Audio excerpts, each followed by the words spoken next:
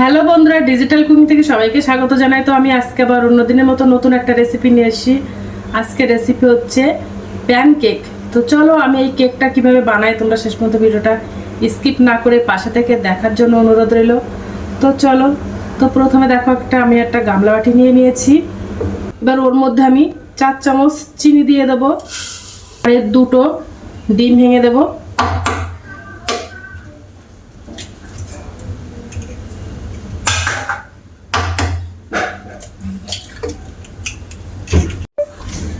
ডিম আর চিনিটা বেশ ভালো করে মিশিয়ে নেব। আর ভালো করে ডিম আর চিনিটা ভালো করে মিশিয়ে নেব, যেন চিনিটা ভালোভাবে গুলে যায়।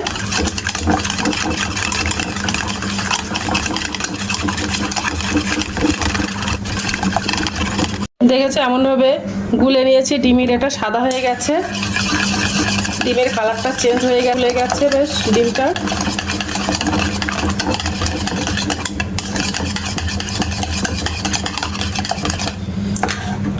তো ওর মধ্যে আমি একটু এলাচ গুঁড়ো দিয়ে দেব। আমার কাছে ভ্যানিলা এসেন্সি নেই, তার জন্য এলাচের গুঁড়োটা দিয়ে দিয়েছি। চিনিটাও গুলে গেছে ডিমের সঙ্গে ভালোভাবে। এবার আমি একটা চালুনি নিয়ে নিয়েছি, আর এই বাটির আমি 1 বাটি ময়দাটা নিয়ে নিয়েছি। এর মধ্যে 250 গ্রাম ময়দাটা আছে। তো চালুনি দিয়ে ভালো করে চেলে নেব। আর এর মধ্যে আমি 1 চামচ বেকিং পাউডার দিয়ে দেব, দিয়ে ভালো করে ময়দাটা আর বেকিং পাউডারটা চেলে নেব।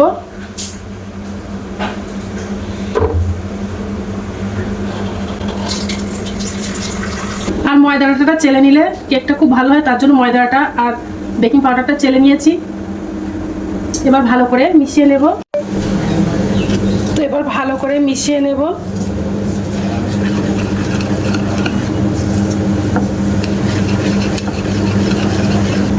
আর ওর মধ্যে আমি 2 চামচ সাদা তেল দিয়ে দেব।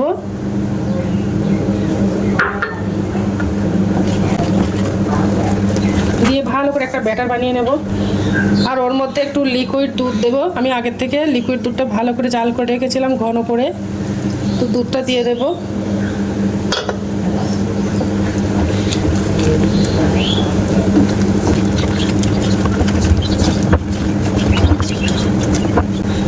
তো আর একটু দুধ দিয়ে দেব।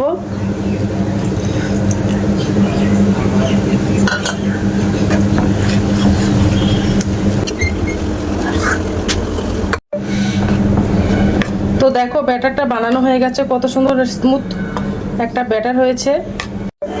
তো দেখো উনানে আমি একটা ফ্রাইং প্যান দিয়ে দিয়েছি। এবার আমি প্যানকেকগুলো বানিয়ে নেব। ফ্রাইং প্যানে একটু সাদা তেল দিয়ে দিয়েছি।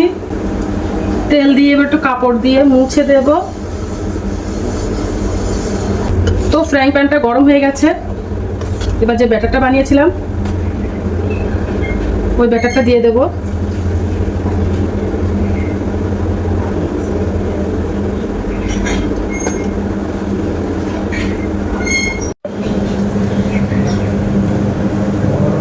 আর উনানের জালটা একদম লো করে দিয়েছি, তাহলে নিচ থেকে পুড়ে যাওয়ার ভয় থাকবে। আর আমি একটু বড় সাইজের বানিয়ে নিয়েছি, তোমরা চাইলে আর একটু ছোট বানাতে পারো। দেখেছো এখানে, দেখেছো এটা বাবুলস টাইপের হচ্ছে, কত সুন্দর। তারপর ছিদ্র ছিদ্র মতো হয়ে যাচ্ছে।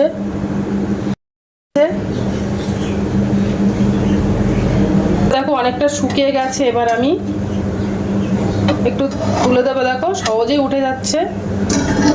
এবার উল্টে দেব। দেখেছো নিচটা কত সুন্দর হয়ে গেছে। তো দেখো এই প্যানকেকটা বানানো হয়ে গেছে। দিয়ে এবার একটা কাপড় দিয়ে মুছে দেব।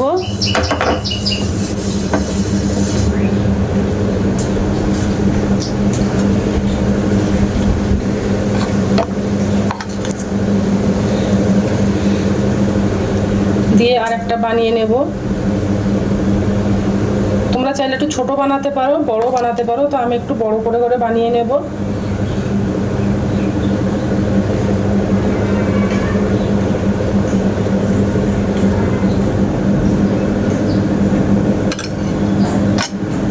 এইভাবে আমি বাদ বাকি কেকগুলো সব বানিয়ে নেব। দেখো প্যান কেকগুলো বানানো হয়ে গেছে,